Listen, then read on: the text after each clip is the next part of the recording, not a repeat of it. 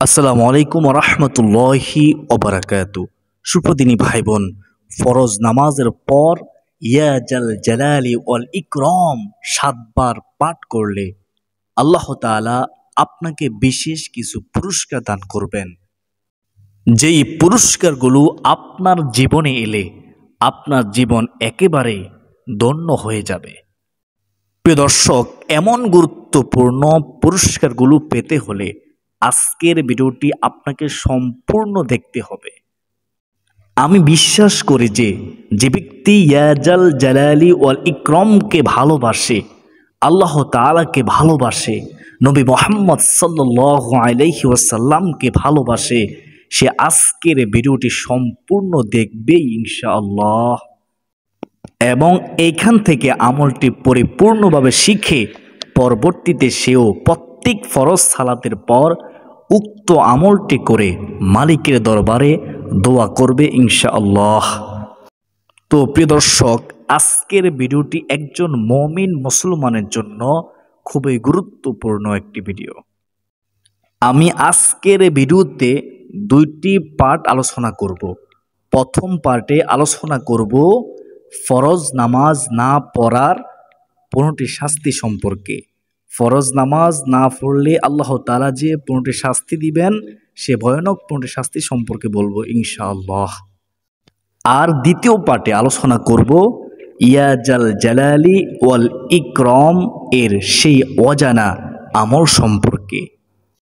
তো চলুন প্রথম পার্টে আলোচনা করি ফরজ নামাজ না পড়ার 15টি ভয়ানক শাস্তি সম্পর্কে।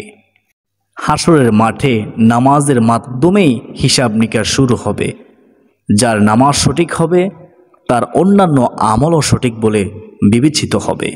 আউয়ালু মা ইউহাসাবু বিহিল আবদু ইয়াউমাল কিয়ামাতিস সালাহ। হাসর ময়দানে সর্বপ্রথম নামাজের হিসাব হবে, নবীজি বলেছেন। আর যার নামাজ অসুন্দর হবে তার অন্যান্য আমলও অসুন্দর বলে গণ্য হবে।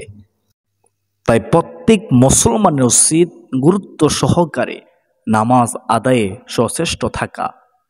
যে ব্যক্তি নামাজের ব্যাপারে অলসতা করে তাকে 15 ধরনের শাস্তি দেওয়া হবে।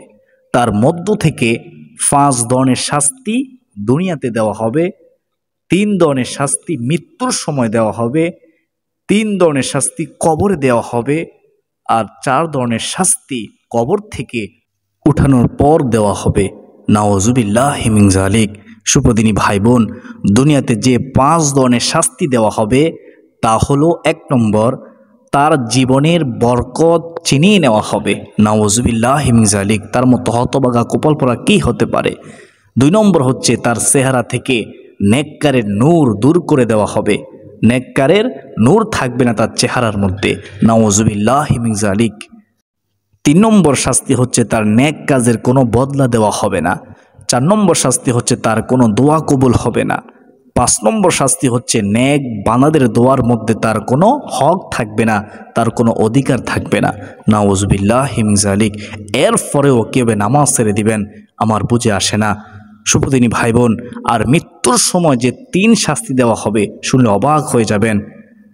1 নম্বর ভয়ানক শাস্তি হচ্ছে কষ্ট ও অপমানের সঙ্গে সে মৃত্যুবরণ করবে। 2 নম্বর শাস্তি হচ্ছে ক্ষুধার্ত অবস্থায় সে মৃত্যুবরণ করবে, যে নামাজ পড়বে না। নাউজুবিল্লাহি মিন যালিক। এখনো সময় আছে, তওবা করে ফিরে আসুন, নামাজ পড়ুন মৃত্যু আসার আগে। 3 নম্বর শাস্তি হচ্ছে এমন পিপাসার্ত অবস্থায় সে মৃত্যুবরণ করবে যে সমুদ্র পরিমাণ পানি পান করালেও তার পিপাসা মিটবে না সেই মুহূর্তে। নাউজুবিল্লাহ। সুপ্রদিনী ভাই বোন, বেনামাজিকে কবরে যে 3 ধরনের শাস্তি দেওয়া হবে সেগুলো হলো, 1 নম্বর শাস্তি হচ্ছে কবর তার জন্য খুব সংকীর্ণ হয়ে যাবে। এমন সংকীর্ণ হবে যে রাসূল সাল্লাল্লাহু আলাইহি ওয়াসাল্লাম বলেন, কবরের 2 পাশের মাটির ছাপে এক পাশের বুকের হাড় আরেক পাশে ঢুকে যাবে। 2 নম্বর বেনামাজি শাস্তি হচ্ছে তার কবরে আগুন জ্বালিয়ে দেওয়া হবে, জাহান্নামের আগুন ধাউ ধাউ করে জ্বলবে। নাউজুবিল্লাহি মিন যালিক।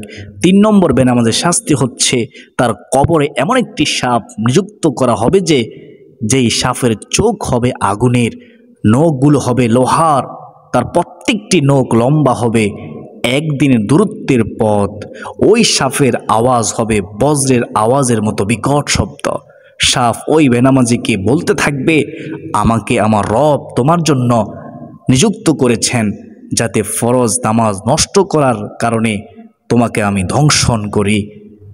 ফজরের নামাজ নষ্ট করার কারণে সূর্যোদয় পর্যন্ত দংশন করতে থাকি, আর জোহরের নামাজ নষ্ট করার কারণে আসর পর্যন্ত দংশন করতে থাকি।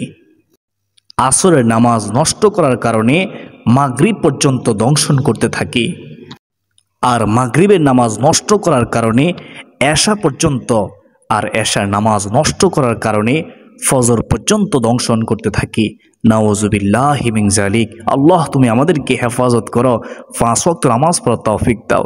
আমরা এই ভয়ানক শাস্তি কীভাবে সহ্য করবো আল্লাহ তুমি আমাদেরকে সুস্থ শরীরে 5 ওয়াক্ত নামাজ পড়ার তৌফিক দান করো। সকলে বলি আল্লাহুম্মা আমিন। সুপ্রিয় দর্শক, এই সাপ দংশন করার সঙ্গে সঙ্গে সে 70 হাত মাটির নিচে ঢুকে যাবে, উঠে তাকে আবার দংশন করতে থাকবে।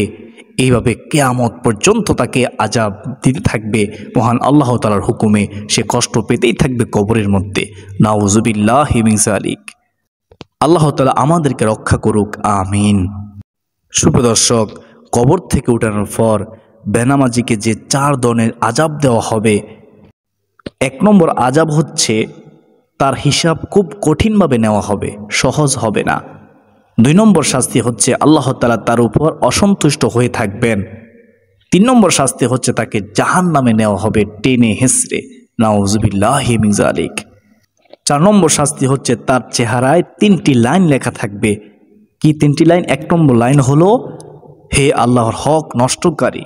2 নম্বর লাইন হলো, হে আল্লাহর গোসায় পতিত ব্যক্তি। 3 নম্বর লাইন হলো, তুমি দুনিয়াতে যেমন আল্লাহর হক নষ্ট করেছিলে তেমনি আজ আল্লাহর রহমত থেকে তুমি নৈরাশ। এইভাবে বেনামাজিকে 15 ধরনের শাস্তি দেওয়া হবে। আল্লাহ তাআলা আমাদের সবাইকে 5 ওয়াক্ত নামাজ যথাযথভাবে, সহিশুদ্ধভাবে, সঠিকভাবে, মনোযোগ সহকারে, খুশু খুদুর সাথে আদায় করার তৌফিক দান করুন, আমিন। কেন আমরা নামাজ আদায় করব না? রাসূল সাল্লাল্লাহু আলাইহি ওয়াসাল্লাম হাদিসের মধ্যে কত সুন্দরভাবে বলেছেন। তিনি বলেন, হে সাহাবায়ে কেরাম শুনো, তোমাদের কারো বাড়ির পাশে যদি একটি প্রবাহমান নদী থাকে, সেই নদীতে যদি সে ব্যক্তি দৈনিক 5 বার গোসল করে, তার শরীরে কি কোনো ময়লা থাকতে পারে? তার শরীরে কি কোনো ময়লা থাকতে পারে? তখন সাহাবায়ে কেরাম বললেন, না ইয়া রাসূলুল্লাহ, ইয়া হাবিবুল্লাহ নবী গো, তার শরীরে কোনো ময়লা থাকতে পারে না, সে একেবারে পরিষ্কার পরিচ্ছন্ন হয়ে যায়। তখন নবী করিম সাল্লাল্লাহু আলাইহি ওয়াসাল্লাম বলেন, হে সাহাবায়ে কেরাম শুনো, কোনো ব্যক্তি যদি 5 বার ওযু করে, সুন্দরভাবে ওযু করে, 5 ওয়াক্ত নামাজ সুন্দরভাবে আদায় করে, তার শরীরেও কোনো গুনাহের ময়লা থাকতে পারে না। সুবহানাল্লাহ, আল্লাহু আকবার, সে নিষ্পাপ মাসুম হয়ে যায়। প্রিয় দর্শক, নামাজে এতটাই দাম, নামাজের এতটাই গুরুত্ব। আল্লাহ তাআলা আমাদের 5 ওয়াক্ত নামাজ জামাতের সাথে সহিশুদ্ধভাবে এবং মহিলাদেরকে ঘরের মধ্যে সুন্দরভাবে, সঠিকভাবে, খুশু খুদুর সাথে আদায় করার তৌফিক দান করুন, আমিন সুম্মা আমিন। তো প্রিয় দর্শক, এখন বলবো সেই আমলের কথা, যে আমলটি করলে আল্লাহ তাআলা আপনাকে বিশেষ বিশেষ কিছু পুরস্কার দান করবেন। সে আমলটি হলো ইয়া জাল জালালি ওয়াল ইকরাম। ইয়া জাল জালালি ওয়াল ইকরামের আমল। এটা হলো একটি ইসমে আজম। এটা কি? ইসমে আজম। ছোট বড় সকলে পারবেন, আমরা অনেকেই পারি, কিন্তু আমরা শয়তানের ধোঁকায় পড়ে আমলটি করতেছি না। সুপ্রিয় দর্শক, ইসমে আজম আল্লাহ তাআলা গুণবাচক নাম দিয়ে তৈরি। প্রিয় দর্শক, এই ইসমে আজমের অনেক অনেক দাম। রাসূল সাল্লাল্লাহু আলাইহি ওয়াসাল্লাম একদিন একটি পথ দিয়ে যাচ্ছেন, এমন সময় দেখলেন এক ব্যক্তি এই ইয়া জাল জালালি ওয়াল ইকরাম দ্বারা আল্লাহর দরবারে দোয়া করতেছেন। নবীজি দেখলেন, শুনলেন। তখন দয়ার নবী, মায়ের নবী, রাহমাতুল লিল আলামিন নবীজি রাসূলুল্লাহ সাল্লাল্লাহু আলাইহি ওয়াসাল্লাম বলেন, তোমার আজকে যা মনে চায় তাই তুমি আল্লাহর দরবারে চেয়ে নাও, কারণ ইয়া জাল জালালি ওয়াল ইকরাম, ইয়া জাল জালালি ওয়াল ইকরাম এর বরকতে আল্লাহ তাআলা তোমার দোয়া আজকে কবুল করে নিবেন, তোমাকে খালি হাতে ফিরিয়ে দিবে না। সুবহানাল্লাহ, আল্লাহু আকবার।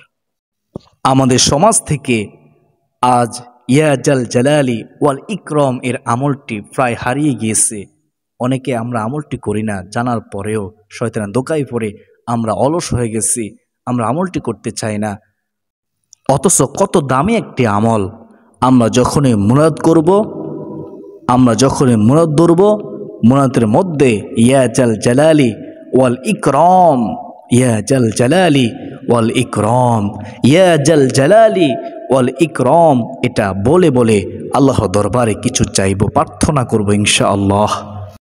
ইয়া জাল জালালি ওয়াল ইকরামের উসিলায়, বরকতে মহান রব্বুল আলামিন কিছু না কিছু অবশ্যই দান করবেন ইনশাআল্লাহ, আমাদেরকে খালি হাতে ফিরিয়ে দেবে না।